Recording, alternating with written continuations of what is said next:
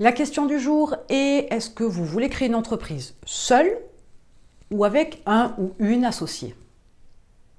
Pourquoi je vous pose la question? Parce que j'ai eu le cas, très mignon d'ailleurs, d'une jeune femme qui voulait créer son entreprise avec sa maman. Des âges différents, une éducation pas tout à fait similaire, un parcours de vie assez différent. Bref, même s'il y avait une bonne entente entre la mère et la fille, ce que je ne doute pas sur le principe, je pourrais même vous dire que de mon point de vue, l'une et l'autre avaient des compétences qui pouvaient être complémentaires, ce qui était plutôt une bonne chose en soi. Ce sur quoi je voudrais que vous réfléchissiez, c'est que, c'est un exemple, on est d'accord là, c'est que la fille et la mère n'ont pas le même âge, n'ont pas les mêmes attentes, n'ont pas les mêmes besoins, et par ricochet, n'ont pas les mêmes objectifs.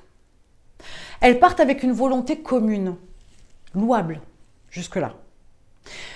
Mais lors de la prise de décision, il se pourrait qu'à un moment donné, leurs chemins divergent, parce qu'elles n'ont pas les mêmes objectifs.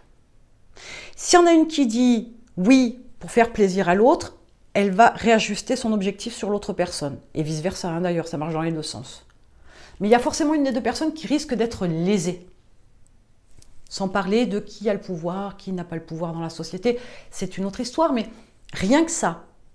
Comprenez qu'en s'engageant avec un associé, il faut avoir une vision d'ensemble sur votre partenariat. Parce qu'il se peut que les objectifs ne soient pas les mêmes. Et même si ça ne se voit pas au départ, ça se verra dans quelques temps.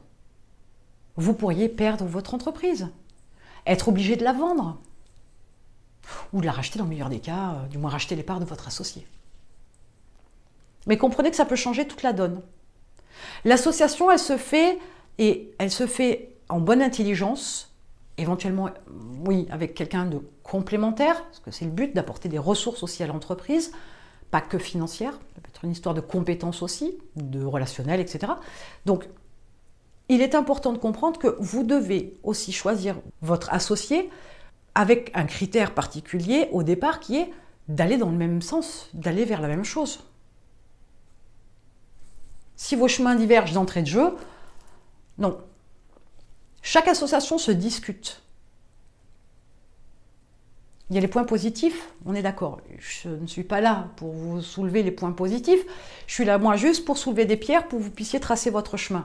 J'adore me faire l'avocat du diable. Eh oui, je vois les mauvais côtés exprès, pour vous mettre en danger, pour vous obliger à réfléchir.